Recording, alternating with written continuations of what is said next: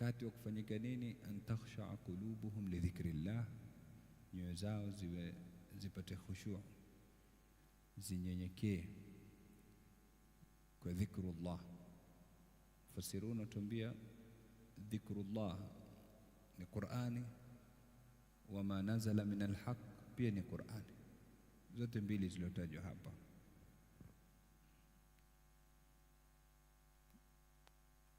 Kwa maana haujafika wakati kwa mu'min akisomewa maneno ya Mwenyezi Mungu ama akayasoma yakawa yataleta mabadiliko kwake, yatamuathiri, yatamfanya awe na khushu'. Ikiwa kiumbe ambacho kwamba hakina roho, maumbile yake ni mazito na magumu na ni jabali, Mwenyezi Mungu anatuambia lau anzalna hadha alqur'ana ala jabal, lau tungeiteremsha hii Qur'ani juu ya jabali, la ra'aitahu khashi'a, ungeliona lile jabali likiwa na khushu'. Sasa ikiwa Qur'ani leo ingeteremshwa kwa jabali, lile jabali lingepambika na sifa ya khushu'. Tunakosaje sisi wanadamu ambao kwamba tuna roho, wanadamu ambao kwamba tunadai tumeamini, tunakosaje khushu' wakati tunasoma ama kusomea maneno ya Mola subhanahu wa ta'ala? Sayyidina Abdullah ibn Mas'ud radhiyallahu anhu alikuwa akisema, elimu ya kwanza itakayonyanyuliwa ni ilmu al-khushu'. Yanaangalia mabwana wakubwa namna walivyokuwa wanatambua unyenyekevu na khushu', mpaka wakatuambia ni ilmu ilmu kamili. Ilmu ya kwanza itakayonyanyuliwa, mpaka imekuja katika baadhi ya riwayat, anaweza kuingia mtu katika msikiti na asipate hata mtu mmoja mwenye khushu' katika swala yake. Ya ilahi ya latif. Yani unaweza kufika katika msikiti mamia watu wanaswali, lakini kuwa hakuna hata mtu mmoja ana khushu' katika swala yake ile. Mwenyezi Mungu asijalie kwanza mazetu ya Rabbi. Na hii ilikuja kama itabu kwa maswahaba. Sayyidina Abdullah ibn Mas'ud, na tulitaja mwanzo tukianza suratul Hadid, Sayyidina Abdullah ibn Mas'ud asema haikuwa kati ya sisi kusilimu na Mwenyezi Mungu kutuatib na aya hii isipokuwa miaka 4. Sayyidina Abdullah ibn Mas'ud alikuwa katika mwanzo alislimu, na hii ni moja katika hujja za walioshika kuwa suratul Hadid imeteremka Makkah. Lakini kenda katika kauli ya Ibn Abbas ni kuwa imeteremka baada ya miaka 13, yani mwanzo wa marhala ya Madina, baada ya Mtume sallallahu alaihi wasallam kuhamia. Kwa hivyo namna itakavyokuwa, huku kuna miaka 4, huku kuna miaka 13, itab anakemea Mola subhanahu wa ta'ala, lakini baada ya muda maulama watuambia amezipa nafasi zile nyoyo kwanza. Unaona sio? Sasa swali ambalo kwamba tutaikana tujiulize, ikiwa viumbe vilikuwa bora baada ya manabii nao ni sahaba Rasulillah, masahaba Mtume sallallahu alaihi wasallam, wanakhutubiwa na maneno haya, taban khitabu hii pia inakuja kwetu sisi, lakini tuseme pale kiteremka wahi wanakhutubiwa na maneno haya sahaba Rasulillah, na tunajua habari zao, namna walivyokuwa na uchaji Mungu, walivyokuwa na wara, walivyokuwa na zuhudi. Kif mimi na wewe ambao kwamba tuko katika zama hizi za ghafla, zama hizi za mitihani, alam ya'ni lilladhina amanu an takhsha'a qulubuhum li dhikrillah.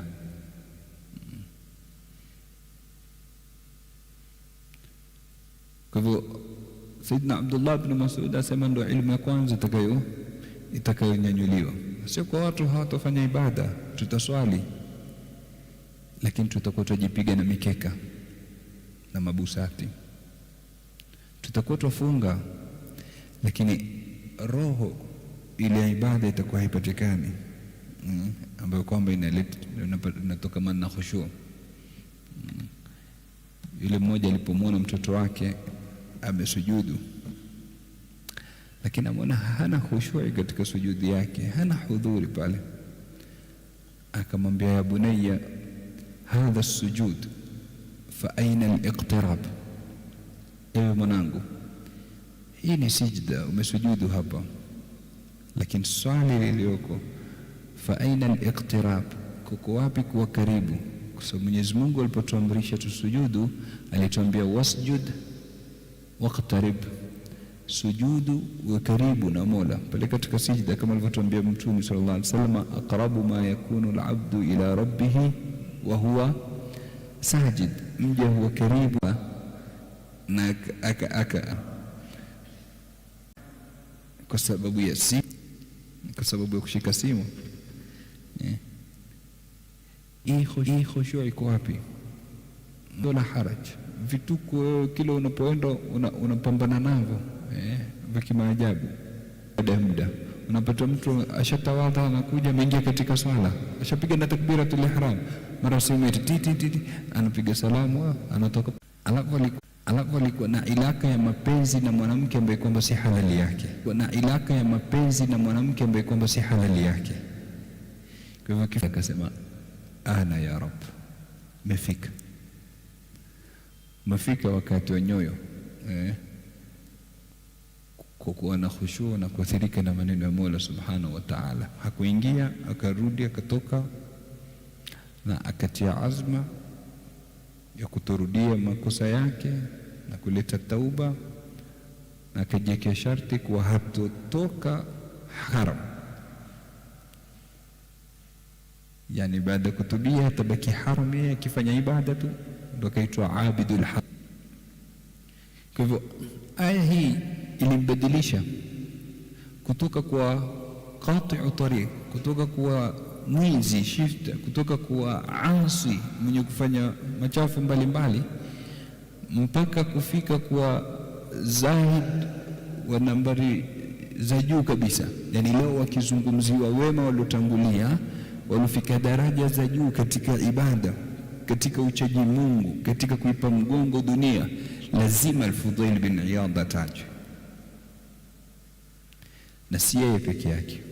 Maulama wasema pia Sayyiduna Abdullah ibn al-Mubarak pia kukizungumziwa zuhdi, hubana huwa lazima atajwe, bali na kitabu chake kizima, kitabu Zuhd, al-Imam Abdullah ibn al-Mubarak. Huyu bwana alikuwa ni mwimbaji, mpiga gita, na ni mtu wa hafalati za usiku zile, mikusanyiko na mastarehe na nini. Pia siku moja akaja akasikia, alam ya'ni lilladhina amanu an takhsha'a qulubuhum li dhikrillah. Pale akasema, ana ya Rabb, imefika wakati. Ikawa ni sababu ya kuacha yote yale yaliyokuwa ndani yake na kushikilia ibada, ikambadilisha maisha yake. Leo kukizungumziwa wachaji Mungu katika salaf, lazima atajwe Abdullah ibn al-Mubarak. Hapa tunapata masomo mengi. Katika hayo ni kuwa mtu hafai kukata tamaa, hata kama amezama katika maasi, hata kama amekuwa na maasi makubwa na mingi. Mola Subhanahu wa Ta'ala amewahutubia, kul ya ibadiya alladhina asrafu ala anfusihim la taqnatu min rahmatillah, waambie enyi waja wangu. Angalia Mwenyezi Mungu Subhanahu wa Ta'ala hapa azungumzii waja wake wenye kuhuisha usiku, waja wake mawalii, waja wake wenye kumcha. Anazungumzia waja wake ambao kwamba sio wamekosea makosa ya kawaida, asrafu ala anfusihim, yani wamekosa mpaka wakafika kiwango cha israfu katika yale makosa, yani wamfanya kwa kiwango kikubwa sana. hao ndio wanazungumziwa. Lakini pamoja na kuwa wamezifanyia israfu nafsi zao katika kufanya dhambi, Mola hakuwakana, ameomba ya ibadi, enyi waja wangu, bado amewanasibisha kwake. Sisi watoto wetu nyumbani, kama hajatusikiza mara moja mara mbili, utasikia mwana haramu huyo, ushamkataza, si wako tena, na umemzaa mwenyewe halali yako. Na kwa sababu amekukhalifu tu mara moja mara mbili, tayari ushamkana. Lakini Mola hao wamefanya israfu nafsi zao, bado wamewategemeza kwake. Kisha anawaambia la taqnatu min rahmatillah, musikate tamaa na rahma ya Mola subhanahu wa ta'ala. Wewe umefanya ya kufanya, lakini ukiamua kurudi kwa Mola subhanahu wa ta'ala, Mwenyezi Mungu atakupokea. Hilo ni somo. Somo lingine ni kuwa mtu anaweza kutoka katika hali ya asfala safilin, wa chini kabisa, na sio akaja katikati tu, bali akaenda kuwa katika ala illiyin, akawa juu kabisa, kama walivyokuwa hawa mabwana. Walikuwa wamezama kabisa katika dhambi, lakini sio kuleta tauba peke yake na kuacha zile dhambi, bali wakaongeza, wakasoma, wakajipamba na ibada na takwa na zuhudi, mpaka wakafika daraja za juu za wilaya, wakawa ni mawali wakubwa kwa Mwenyezi Mungu subhanahu wa ta'ala. Alam ya'ni lilladhina amanu an takhsha'a qulubuhum li dhikrillah, haujafika wakati kwa wale ambao kwamba wameamini nyoyo zao zipate khashya kwa utaji wa Mola subhanahu wa ta'ala. Sasa kila mmoja ajiwekea swali hapa kwa kosa lake alilokuwa nalo. Sote mwakosa, hakuna mkamilifu, hakuna asiyekosea. Kwa hivyo yule mwenye kula riba ajiulize tu, haujafika wakati nikisomewa mimi yamhaqullahu riba wa yurbi sadaqat, yani athiri maneno yale ya Mola subhanahu wa ta'ala, niachane nayo? Kwa yule mwenye kucheza kamari na kubeti, haujafika wakati ukisomewa innamal khamru wal maisiru wal ansabu wal azlamu rijsun min amali shaitani fajtanibuhu, ufuate amri ya Mola akikwambia epuka, uachane nayo, sema ya Rabbi khalas, mimi nakata. Haujafika wakati kwa yule ambaye kwamba amejichafua na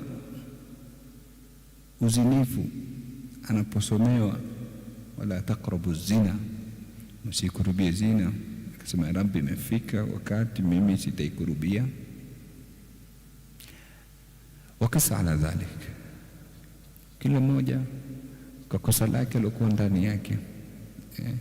Na huo ndo wakati munasib, tuko katika mwezi wa Ramadhani, mwezi wa mabadiliko, mwezi wa kurudi kwa Mola, mwezi wa toba, mwezi wa maghfira. Amua hapa, kinachohitajika ni kuamua. Ukishachukua uamuzi ukapiga hatua, Mwenyezi Mungu atakusaidia. Shida yetu sisi ni kwa wazito wa kuamua na wazito wa kuacha.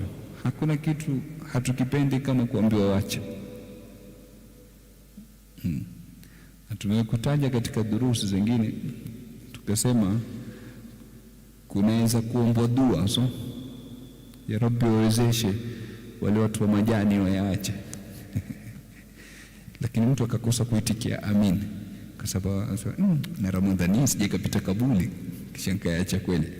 Utakuacha kwani? Unaona, yani mtu anakuwa mzito mpaka kuitikia amini ya dua, kwa sababu anaona hii inaweza kupita kisha nikawacha, kwa sababu hataki kuacha.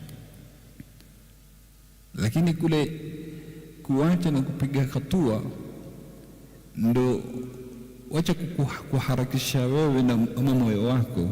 Shaka zimeharakisha jiwe.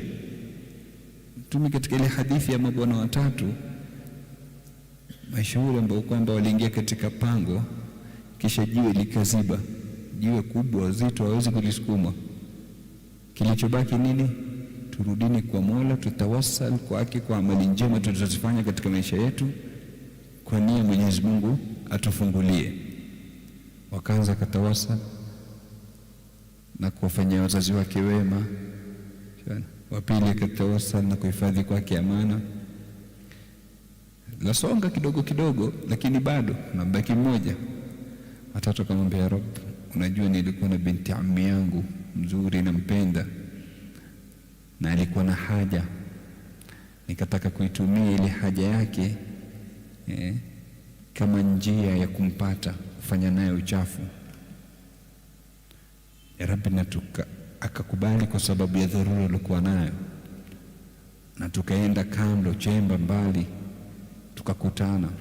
Lakini tulipokutana akaniambia, usivunje pete bila haki yake, yani pitia njia ya sawa ya ndoa, usifanye uzinifu.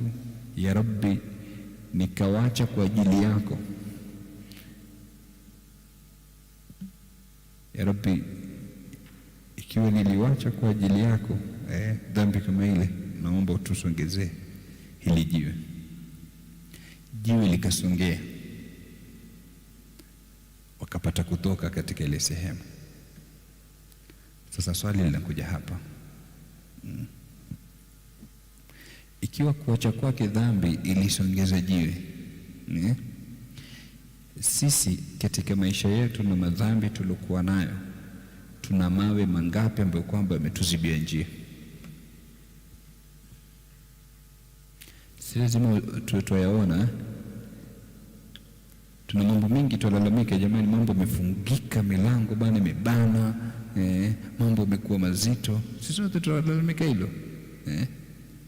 Je, tushawahi kukaa tukajiambia kuwa hapa pana mawe yameziba, na ili hili jiwe livunjike au lisonge, mimi njia yangu ifunguke, nafaa kuacha. Kuna mambo mimi nayafanya hayamridhishi Mwenyezi Mungu, nafaa kuyawacha. Shaka tukajiambia hilo. Sisi wajua kila kinachotusibu utupia wengine. Yani kukiona jambo, kazi yako ikwenda vizuri, kitu chako kimpatwa na kitu, utasikia jicho. Ili jicho la kina fulani tu. Hii ni midomo ya kina fulani, hasad, aini. Yani so, sisi mara nyingi tutupia wengine lawama. Lakini kwanza bidi angalia mwenyewe kwanza. Pengine mapungufu yako kwa Mola wako Subhanahu wa Ta'ala. Kwa hivyo jambo la kwanza, acha. Lakini ili uache wahitajia kupiga hatua. Ukisema unawacha na hujachukua uamuzi wa kupiga hatua, hautasaidika. Mtoto Sayyidina Nuh alayhi salam, babake alimwambia, bunayya arkam maana, mwanangu panda na sisi kwenye jahazi, kuna mvua kali, kuna maji mengi yanakuja, watu watazama. Sasa mtoto ana mzazi ambaye kwamba ni mtumi mwenye ilmu, anamwelekeza, yeye anajua sana, ana akili kumzidi babake. Tatizo ni maji. Saawi ila jabal, mimi nitapanda kwenye jabali, yasimuni min alma, nitanikinga kutokana na maji. Hebu niambie wewe, haya mafuriko yetu tu ya juzi yanaleta masaibu mangapi? Ni magari mangapi yamebebwa na maji? Ni watu wangapi wankosa uhai, roho zao zimetoka? Mvua kidogo tu kule, je, maana kule ilikuwa yateremka kwa juu, yatoka kwa chini, lakini ataka kutumia kile saawi ila jabali yasimuni min alma. Mola anamwambia, babake anamwambia, la asima alyawma min amri llah illa man rahim, hakuna atakayeokoka leo kutokana na amri ya Mwenyezi Mungu isipokuwa yule Mwenyezi Mungu atamrahamu. Yani wale ambao kwamba wataingizwa katika safina wataokoka. Sasa mtoto bado yuko katika nipe nikupe na babake, hajachukua hatua. Unaona, anachelewa, yuko katika mijadala. Mwenyezi Mungu anasema fahala bainahuma almawju, likaja wimbi likawatenganisha. baba na mwana. Unaona? Sasa sisi tutasubiri wimbi gani litubebe kabla kuchukua hatua? Maana ni ule uamuzi tu kuchukua. Bana, acha mimi nipande safina niokoke. Acha mimi nitoke hapa nilipo hapa pachafu, nipige hatua nipate kuokoka. Sasa sisi mara nyingi ili lifanyike hilo watu lifungamanisha na matokeo. Atapiga mimi hatua nitabadilika, lakini wakati gani? Wacha kwanza malize masomo.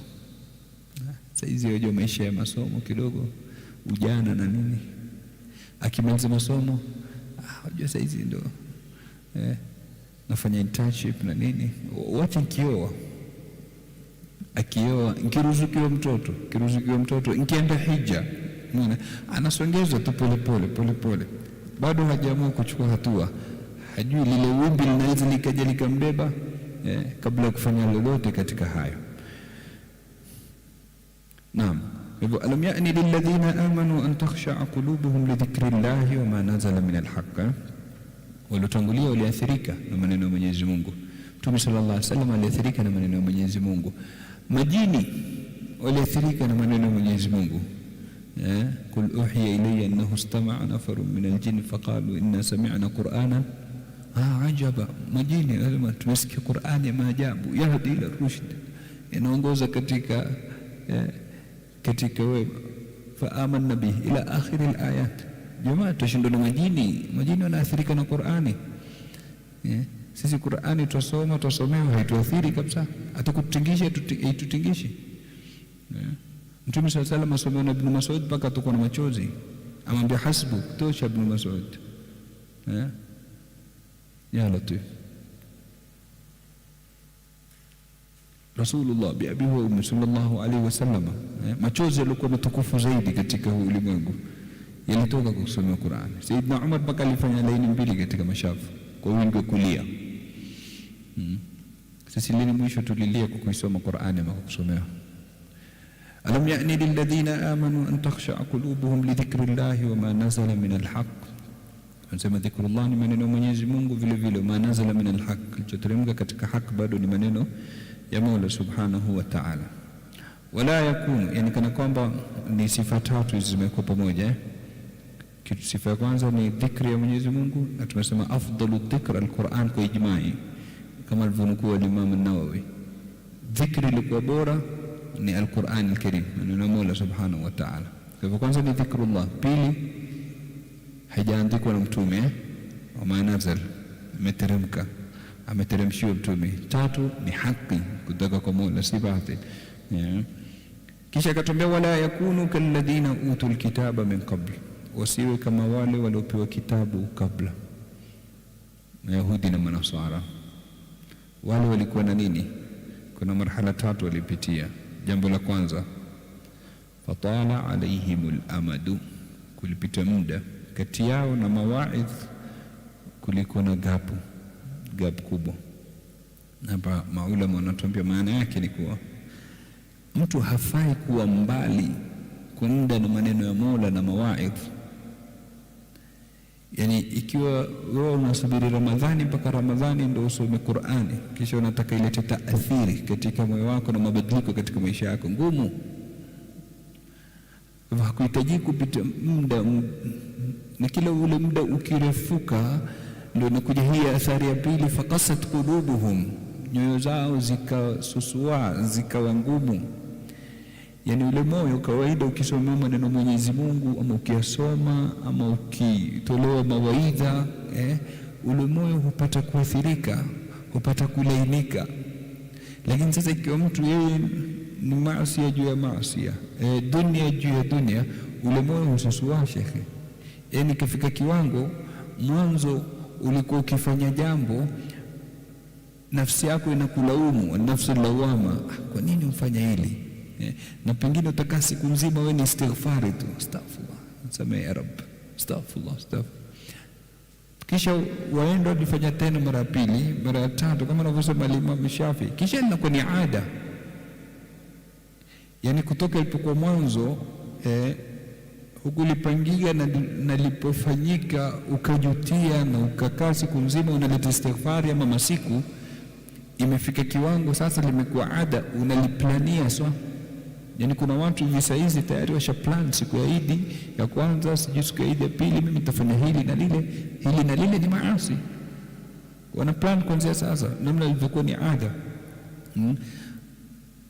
Kwa nini imefikia hapo? Fakasat qulubu, zile nyoyo zimekuwa kasi, zimekuwa kama mawe, kama alivyotuambia Mola subhanahu wa ta'ala. Naam, wa inna min alhijarati lama yatafajjaru min al-anhar, fadhali tayali mawe mara nyingine hutoka chemchemo katika ile mawe. Wa inna minha lama yashaqqaqu fa yakhruju minhu al-ma, upasuka kutoka maji ndani yake. Lakini nyoyo zetu hizi kama tunavyosema siku zote, mtu anaweza kukaa muda asitokwe na chozi, labda kukatwe kitunguu nyumbani, impige ile ndota atokwe na machozi. Lakini chozi albukaa min khashyati llah, kulia kwa ajili ya khashya ya Mola subhanahu wa ta'ala, imekuwa nadra sana. Macho yamekuwa makavu. Fakasat qulubuhum wa kathirun minhum fasiqun, ikafikisha pabaya zaidi, wakafika kwenye ufuska sawa, wakawa ni mafasik wengi wao. Mwenyezi Mungu asijalie katika hao. Mwenyezi Mungu zilainishe nyoyo zetu, asijalie ni nyoyo ambazo kwamba ni zenye kuathirika na maneno yake. Wala katuambia i'lamu, jueni, tambueni, anna Allaha yuhyi al-ardha ba'da mautiha, kuwa Mola huisha ardhi baada ya kufa. Juzi tu tumeona maeneo mengi yalikuwa na ukame, kumekauka kabisa, kiangazi. Lakini mashallah, angalikuwa mvua siku 2-3 tu kumekuwa green, imehuika sawa. Kuna baadhi ya watu kuambia usinunue shamba siku za mvua, waweza kupeleka ukaona ni jannatu adn namna inavyonawiri green, lakini ngoja jua litoke uende pale uone kwingine kabisa. Sasa jueni kuwa Mwenyezi Mungu anahuisha ardhi baada ya kufa, kama vile anahuisha ardhi baada ya kufa kwa kuiteremshia mvua. Vile vile Mwenyezi Mungu huisha nyoyo hizi baada ya kuwa zimesusua, baada ya kuwa zimekuwa ngumu, kwa kuteremkiwa na maneno ya Mola subhanahu wa ta'ala. Kwa hivyo namna utakavyokuwa moyo wako mzito mgumu, soma maneno ya Mwenyezi Mungu, sikiliza kwa wingi maneno ya Mwenyezi Mungu, utalainika moyo kama ule. Akatuambia kad bayyana lakumul ayati, hakika tumewabainishieni nyinyi ayati zetu, la'allakum taqilun, ndio mtapata akili, ndio mtapata kujua na kutambua na kufahamu.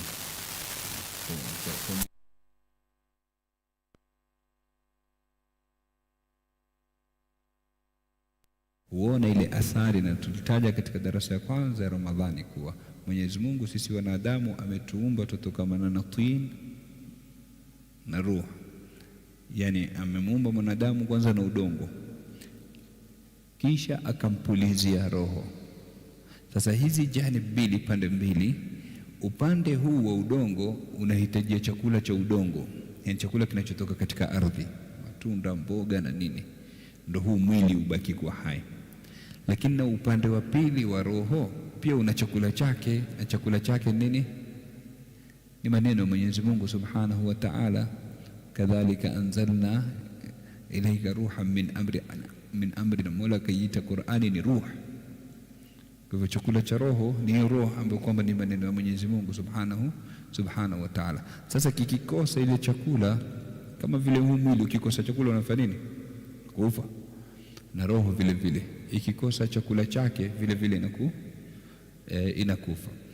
Lakini kirudi kipata, ya'lamu anna Allaha yuhyi al-ardha ba'da mautiha. Mwenyezi Mungu azihuisha nyoyo zetu inshallah.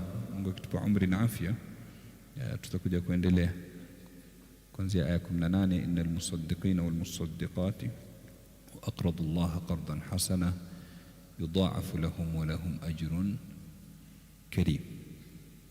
Lakini si kesho, kwa sababu kesho ni tarehe 20, kuna munasaba wa fathu Makkah, kama vile tulielezea kuhusu Badr siku 2 zilizopita. Inshallah kesho tutakuwa na fathu Makkah biidhnillah, kisha baada yake Mwenyezi Mungu akitupa umri na afya tutakuja kuendeleza tafsir. La ilaha illa Allahul azimul halim, la ilaha illa Allah rabbul arshil azim, la ilaha illa Allah rabbus samawati wa rabbul ardi wa rabbul arshil karim, la ilaha illa Allahul azimul halim, la ilaha illa Allah rabbul arshil azim, la ilaha illa Allah rabbus samawati wa rabbul ardi wa rabbul arshil karim, la ilaha illa Allahul azimul halim, la ilaha illa Allah rabbul arshil azim, la ilaha illa Allah rabbus samawati wa rabbul ardi wa rabbul arshil karim. سبحانك اللهم وبحمدك نشهد أن لا إله إلا أنت نستغفرك ونتوب إليك. صلى الله على سيدنا محمد وعلى آله وصحبه.